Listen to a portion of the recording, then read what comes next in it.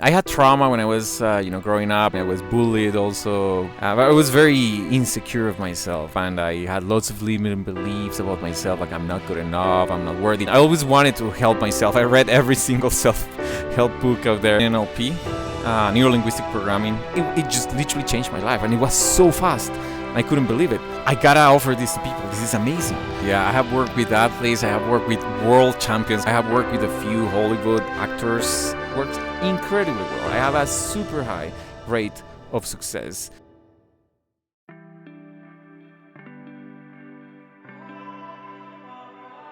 Today we've got Guillermo Molano, who is a coach for neuro-linguistic programming. He runs Big Tree Coaching, and he's going to be giving great advice for how to deal with traumas, how to have more self-love and validate through your own self-love and not seek external validation through things like social media. So really looking forward to today's conversation. Earlier, we were talking about this concept of what we call the cosmic bridge, which is essentially something that connects your spiritual world and material world. But for you, what was your cosmic bridge? What's helped you connect your spiritual side with, the material world?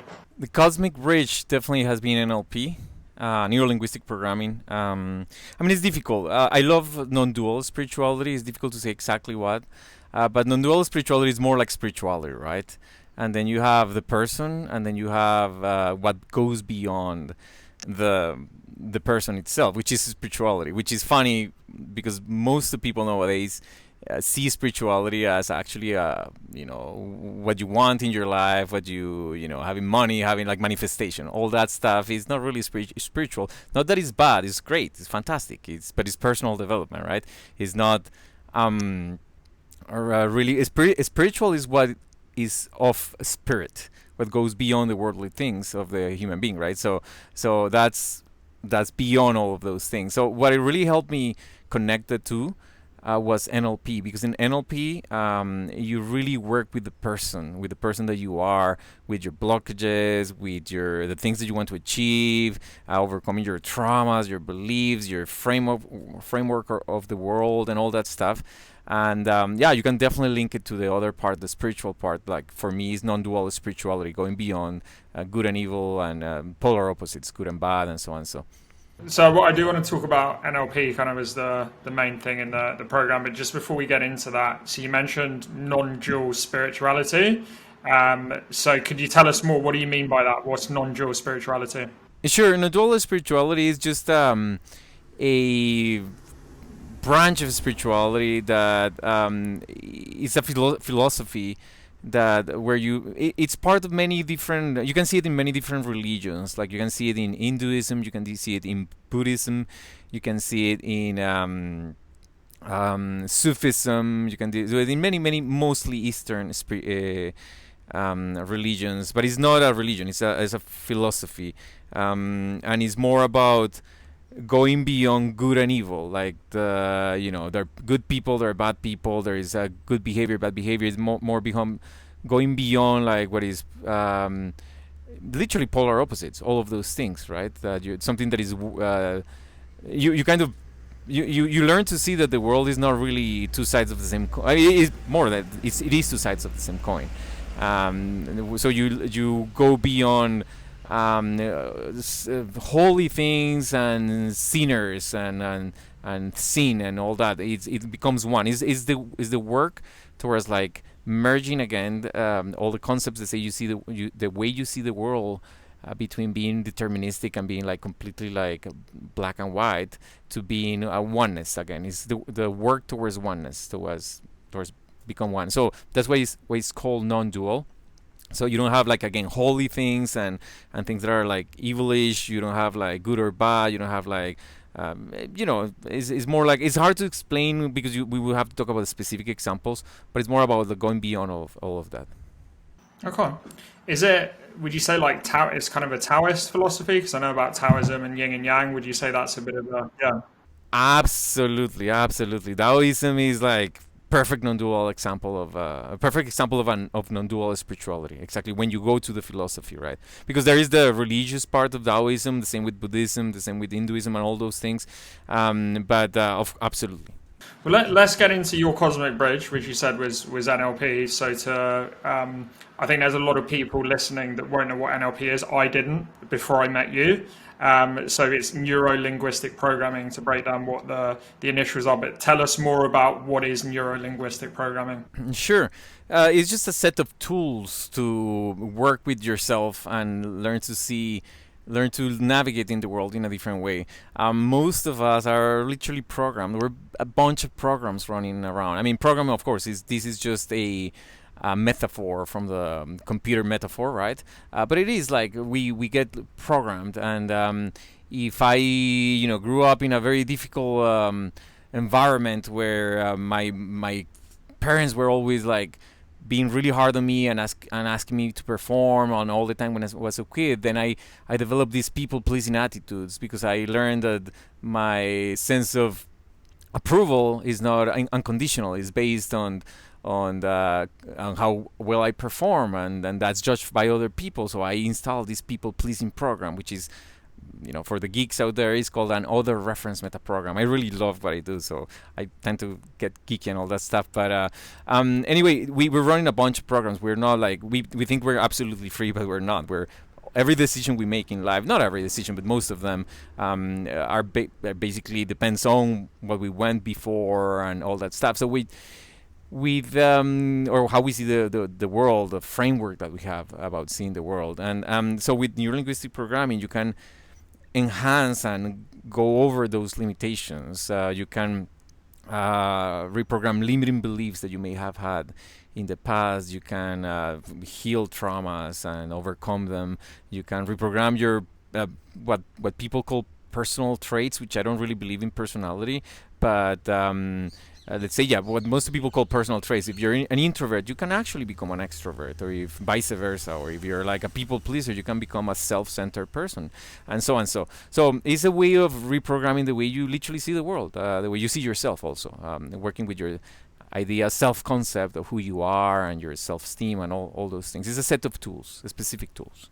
I'm quite interested by the word like programming here. So is it almost like treating your personality and your psychology almost like a computer where it's wired in a certain way and it's got these algorithms, and you're just trying to change the way it's wired to deal with traumas, things from your past that may be affecting you? Is that, am I understanding it correctly? Yes, that's a metaphor, of course. But it's not like that. We're not computers. We don't really store data. We don't process. But it's really hard to speak about the mind, because we don't know how the mind works exactly. So, funny fact that like in the Renaissance and all those times, people used to talk about the cogs of the mind and the wheels of the mind, because the closest thing they had at that time was the automatons, like some dolls that used to move with like mechanical programming. They used to move and do things and even speak a little bit, do sounds. So they used to talk about the cogs and the mind and all that. We use the computer metaphor now because it's the closest thing that we have. But it's really not, the brain doesn't work like that. But yes, that's exactly it. Like, we learn the way of living. We create an idea of where we stand in the world, and then we go through it like sometimes mindlessly, and that's where we get in trouble. And I wanted to talk more about you now and kind of your journey. So, you're doing this kind of coaching of NLP. How did you get into it? What was your experience? How did you get introduced to NLP? Yeah, I had lots of I had trauma when I was growing up. I had like a difficult upbringing. I was bullied also by kids when I was a kid. So I always had problems. I was always very I was very insecure of myself growing up, and I had lots of limiting beliefs about myself, like I'm not good enough, I'm not worthy. For the great majority of time, it was non-conscious. I was not aware of it, but I just felt really bad, right?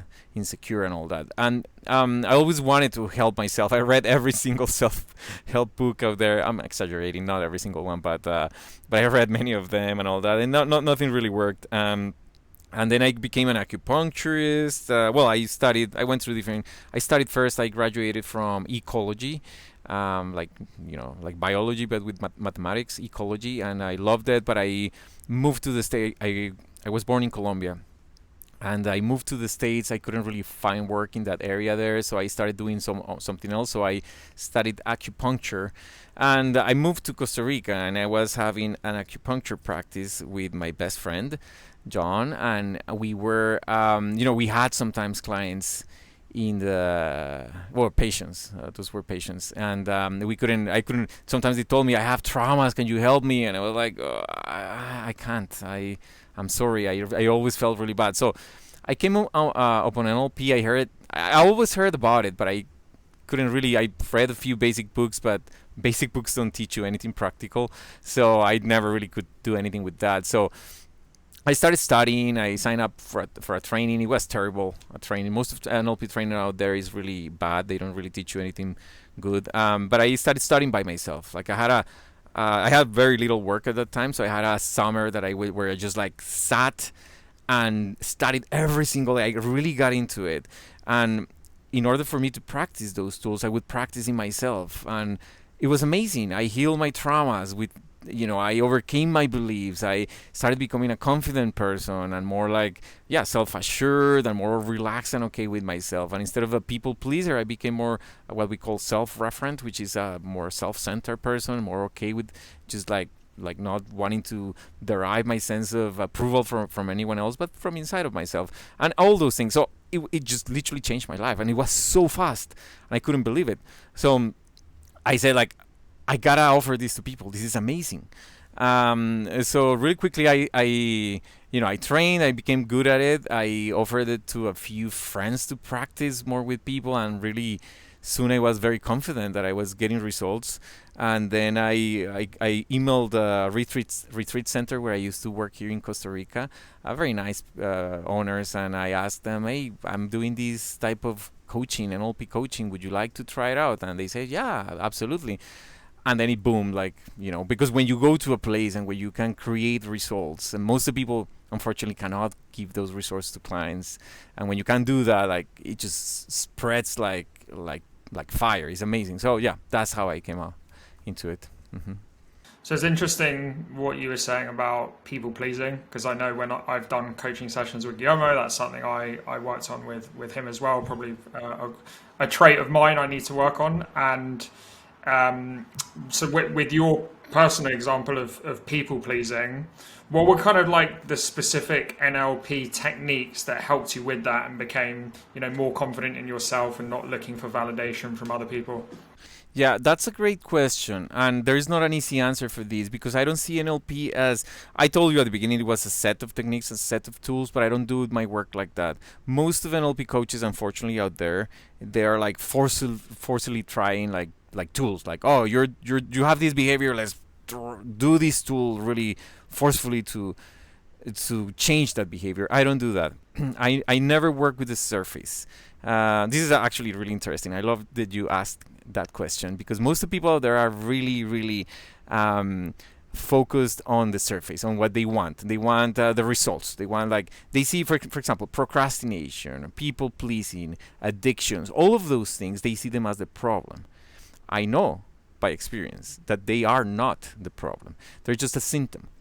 They're just a consequence of something that is driving them inside. I have worked many, many years and helped many people overcome addictions, procrastination, people pleasing, many things. And I have never, anxiety, general anxiety and so on. So, and I never really, not a single time, I have worked with the behavior or the substance itself. Right? Why would I do that if I know that's not the problem? It's just an escape, It's just something they do as a coping mechanism for something that they have inside. We like chocolate, we like wine, we like sex, we like so many things, but we also have mechanisms where we do them and we feel satiated, and we say, like, that was enough. I don't need it anymore. If we end up doing it over and over and over and again in a compulsive way, it means that there's something driving that behavior, because it's an unnatural behavior. So I don't work at the surface. So I cannot tell you a specific tool that I do. I work with the person. I work with who they are. And so I work with their traumas, I work with their limiting beliefs, with their self-concept, who they think they are, their self-worth, and so on. And there's always a time when we're at the process. Actually, like 3 weeks ago, it happened to me. I was about to finish one of my programs, and she said to me, Guillermo, I haven't told you, but I haven't done that substance anymore in 2 weeks. And I was like, wow, that's fantastic. Why didn't you tell me? And she said, because I didn't want to maybe tell you and then do it. I wanted to see if it really was gonna stick, and I didn't want to tell you and maybe go back and do it. But really, I just gave all my stuff away, all my pipes, all my things, because it doesn't fit who I am anymore. Like, why would I do that? I just don't feel any desire to do it. And that's one example. When you work with a person and they're feeling completely okay with themselves, why would they go and destroy themselves in that way? Maybe they want to do some recreational drugs or things like that, but it's not going to be a compulsion, you know what I mean? It's not going to be all the time. I cannot stop it. Same with anxiety, same with people pleasing, same with all of that. It's not about working with the thing itself. It's about working with what's driving those behaviors in the first place. And I can tell you right away, what's driving those behaviors in the great majority of times is a sense of identity, who they think they are. You said so like people pleasing as a trait, then it was coming from something else, right? There was something behind the people pleasing. Is that right? Correct. I can elaborate a little bit more on that. On people pleasing, so people pleasing is called an other reference metaprogram. A metaprogram is a type of programming that is like, meta means beyond, right? It's a very trendy word right now that most people don't know what it means actually. It just means beyond. So it's a big program that for the most part is like, if you have a phone or a computer. A phone has apps. Those are programs, specific programs that do things. But there is a meta program, a bigger program, which is the iOS, or the operating system, right? Or whatever phone you have. So a metaprogram would be a program that allows other programs to run in. Not to get too technical, if I was born, many things can cause people pleasing. But basically, an other reference metaprogram is when your sense of approval or acceptance, your sense of reference, who you are, your sense of how okay are you, your approval, your acceptance, your for some people even safety or love come from the outside, not from the inside. And let me give you a specific example. I had this story is like many clients of mine, but I had a specific client that she used to live just herself and her mom. They would be the two of them when they were when she was 4 years old, her mom and her mom used to drink a lot of alcohol, so she used to come home really drunk and slam the doors and yell and curse and like sing, and she was terrified, so she was really afraid. So she developed this link between her safety and the state of her mom. So she was always looking out to see if her mom was drunk or she was sober, right? And that created that sense that my safety is not unconditional. It depends on the other person and the state of the other person. So therefore, I'm looking always out to see how she's doing.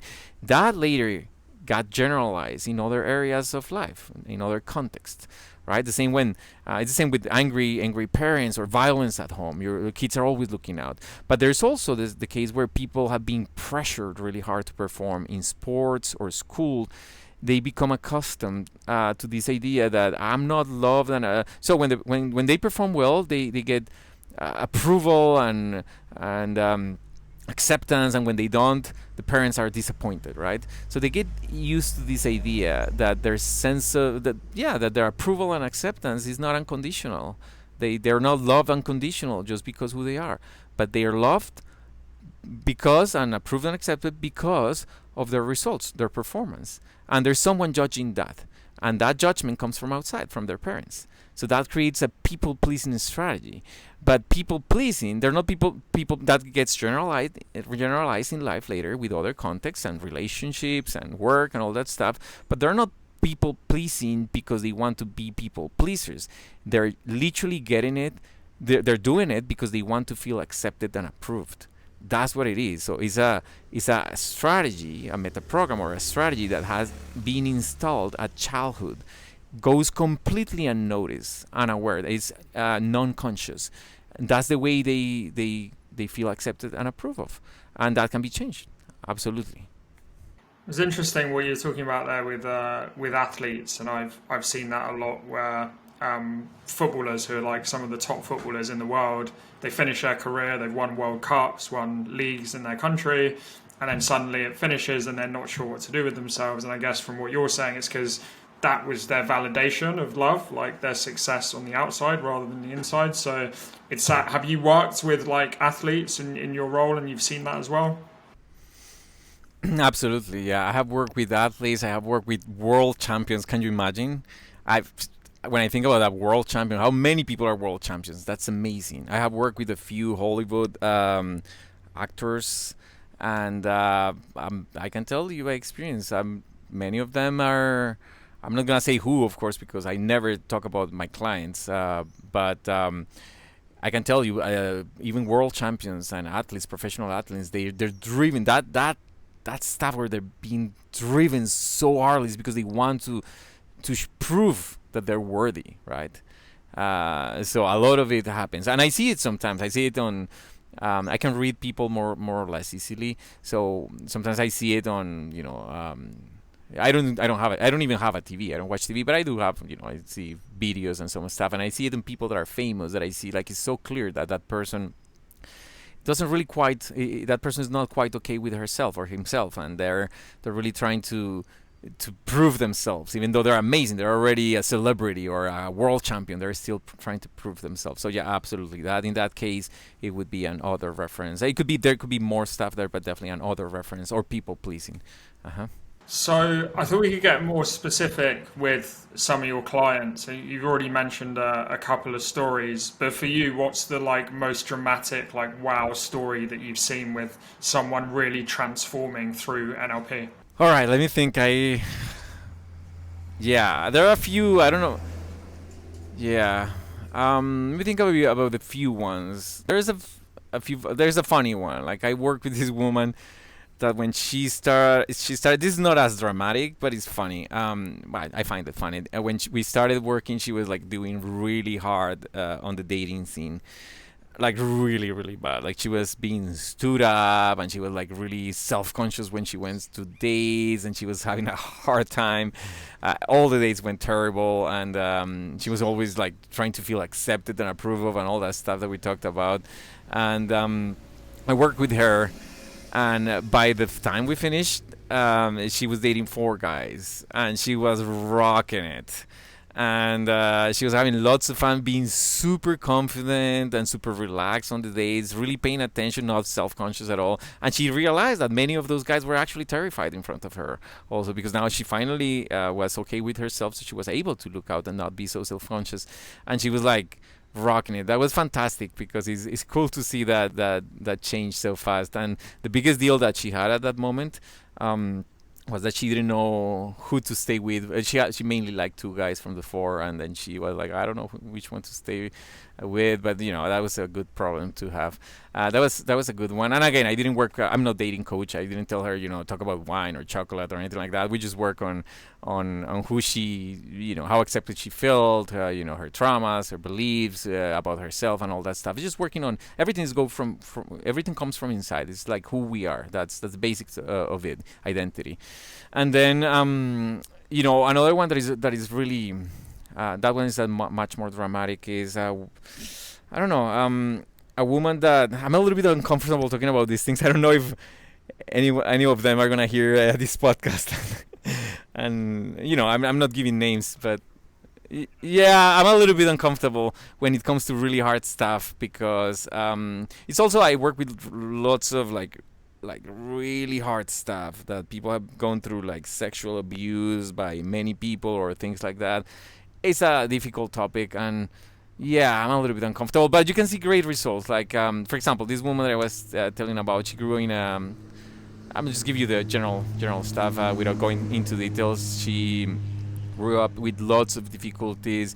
Basically, her mother was a prostitute. She was out there. She was literally as a kid, living there. She was there in the living room while all these guys were coming in doing drugs and all that stuff. She had no sense of self-esteem, absolutely none. She felt completely unlovable and completely unworthy. And I was like, whew, how long this is gonna take? And what I offer normally is a 3-month process, a 3-month coaching program, one-on-one with me. And I was like, wow, I hope we can really make it at the end. I mean, so far so good, but she was like someone that I was worried, because she had like literally no self-esteem towards the end. And she was going through violence at home and all that. And at the end, she was a completely different person. I love my work. Seeing someone transform like that in front of your eyes is like seeing a flower bloom in front of your eyes suddenly. It's incredible. And she had such a good self-esteem at the end. She was choosing her partners. She was setting boundaries. She loved herself. She was completely okay being alone if she wanted to. She completely felt lovable and worthy and good enough. And I mean, it was incredible. Internal transformation and even external things that happened, because sometimes the transformation is internal. Sometimes you start seeing it externally. I mean, anything internally, you're gonna see it externally later, but sometimes it's faster than other times. That was amazing seeing her like that. And one last case that comes to my mind of an external transformation is a guy that I work with. That he was just in debt. Wanted to get married, have a child, have a better work. He hated the work and all that. 6 months later, when we finished, he sent me an email saying, like, or a message actually, was a text message saying like, wow, like I want to thank you because my life has transformed completely. So he had a super good job. They had bought a house. He got married. They had a child, and his whole external life situation changed so fast. It was amazing. But of course, you never know how long that's going to take. Everything from outside, you create from within, right? From who you are. For him, was super fast. For some people, it's a little bit slower. But for some people, the change is incredibly fast. For me, it was super fast also. In some areas, I had to build it up little by little. But yeah, those are some cases.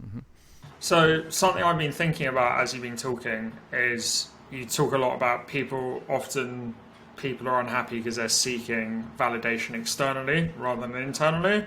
And one of the things I was thinking of, based in the world we live in at the moment, is like social media, like dopamine hits, getting likes and things on social media, right? But obviously social media can be like a force for good, right? If you use it in the right way, you can meet people, connect with people all over the world. So how have you had that at all? Like any experience like with people you've coached where they're like very like almost addicted to social media and like too into that? And yeah, I don't know if you have any advice for people out there that maybe are externally validating too much, like on the internet and on social media.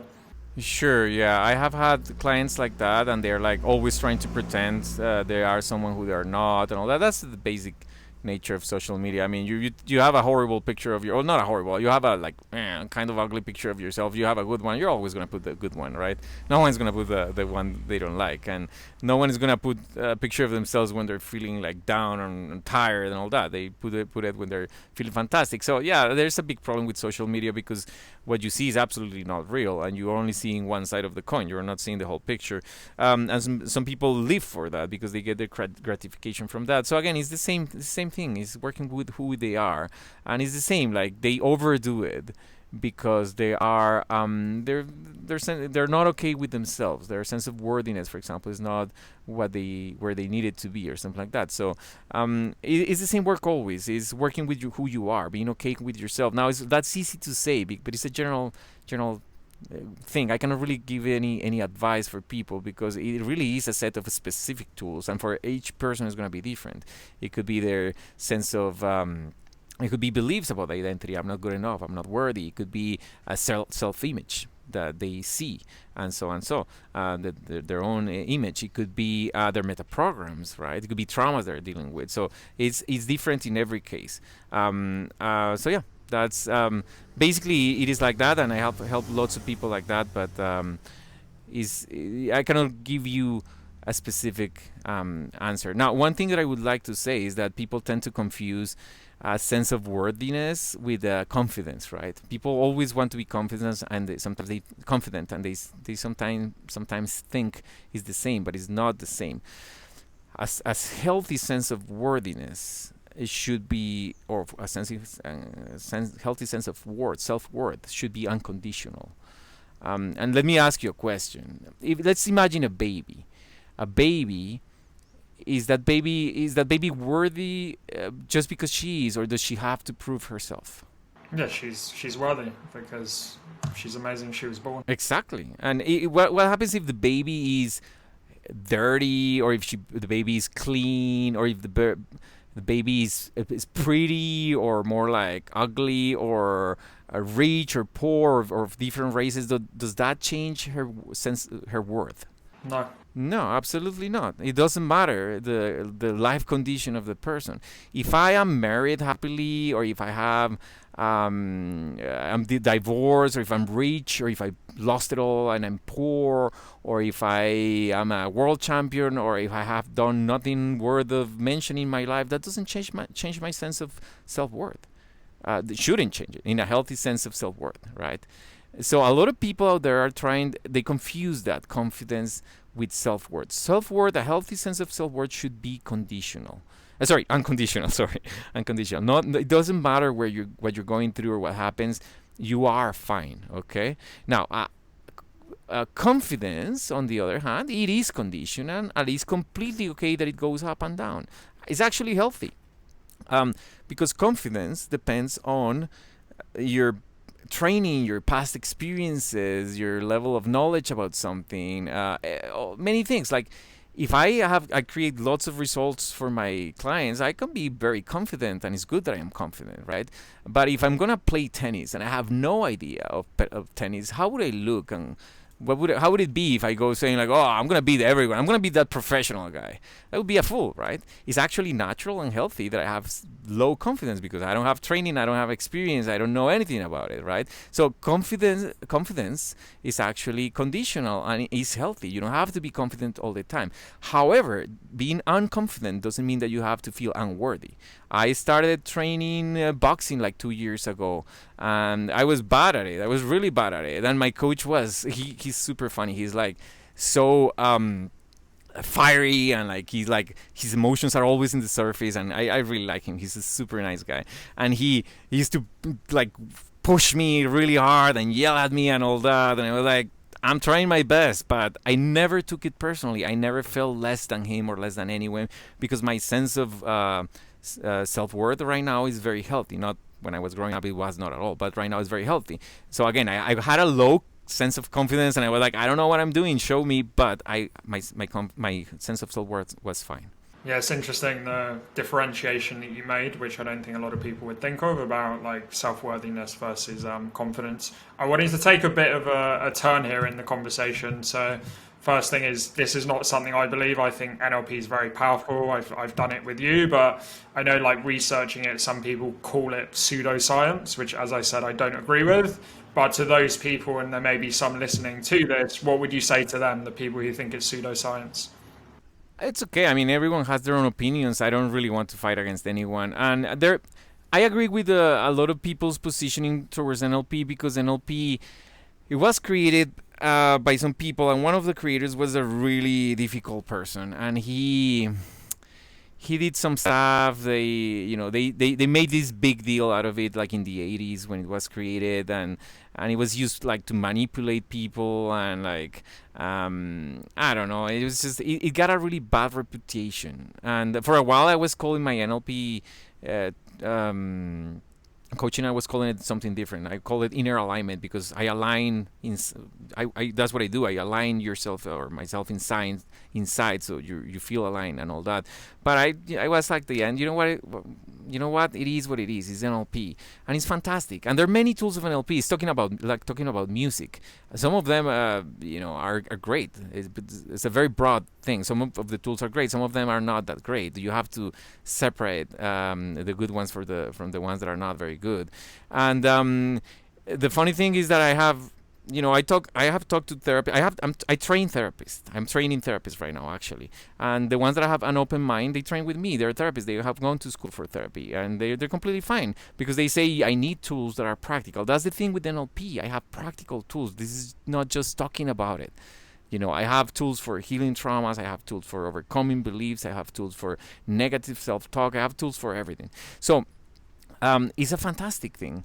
Now, some people, science is really funny. I have a degree in science, so I know that most of science you can get away with the results that you want, that you set yourself to prove at the beginning. The same people that say that NLP is a pseudoscience have no problem with psychoanalysis. Psychoanalysis, for example, it shouldn't be even called a science. It's like a dream, but it is completely recognized in universities, though, and it's a bunch of crazy ideas from a guy Freud, who created lots of ideas that have never been proved. The only branch actually of scientific psychology that you can go about is behavioral psychology, and it goes really slow because it's really hard to do things with the mind. So it's like engineers, like physicists. So they say it's a pseudoscience. I never have claimed that it's a science. It's more like a set of tools. If physicists don't know how the whole thing with the particles and the quantum entanglement works and all that, yet engineers already deal with that every day.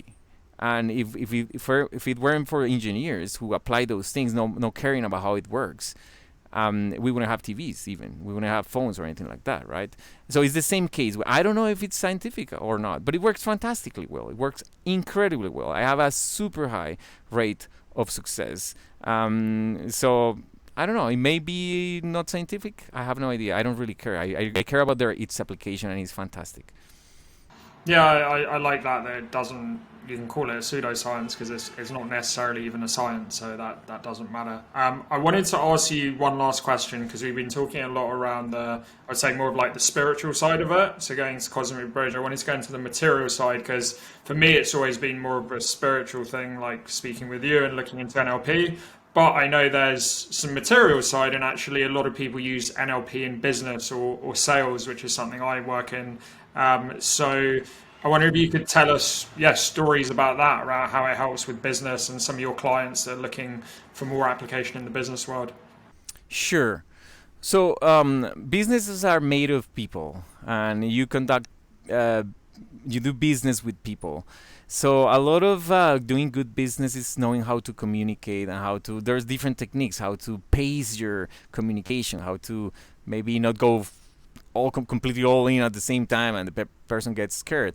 And there are different types of people that you negotiate with. So there is the business part where you're in the sales process, and there's also the part of the internal team. So again, teams are composed of people, so they have all difficulties sometimes communicating and so on. So there are lots of tools that can be set up so that the communication and the teams work much better, and they're aligned with their values and the vision of the work, and they're running the same framework and coming from the same perspective. But also with people, if you have a client in front of you, and the client is the type of person that doesn't want to be pushed and that doesn't want to be pressured into a decision, you gotta pace him, and you gotta give him absolute control and not sell him anything. Let him sell himself, right? You gotta basically just show in a plate what you have and give him absolute control. And there are a few techniques to, so the person you can push them a little bit to make a decision. But if you are with someone, for example, that needs to be pushed a little bit more because they find it really overwhelming to make a decision, then you need to guide them. You need to pace them in a different way. You need to show them, okay, this is what I have for you, and how about we do it now, and how we do it. So it's different. I myself, the way I sell, fortunately, I have so much work that I don't really never have to sell a package. I just tell them, of course, I just tell them this is what I offer and this is how much it is, and period. That's unfortunately fortunate because I have that. I create the results that bring lots of people to me. But when you need to sell a product or a service, again, there are many techniques that can be used depending on the person, depending on the selling style. I know you're really into this, and I really like it. That's my way of seeing it, to really harmonize or align the ultimate purpose and values of the person with the product or service they're buying, right? Make it a little bit deeper, make it a little bit easier, right? And there are specific techniques that you can use to make it much more efficient, or making it much more possible to buy about it. But I don't know, does that kind of answer the question?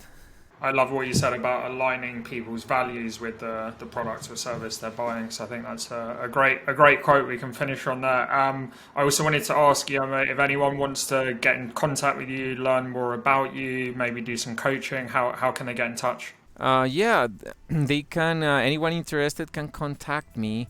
My website is big3coaching.com. Big three as in big tree in the forest, and coaching.com. On my email address, you can send me a message from my webpage, or you can send me an email directly at mastercoach@big3coaching.com.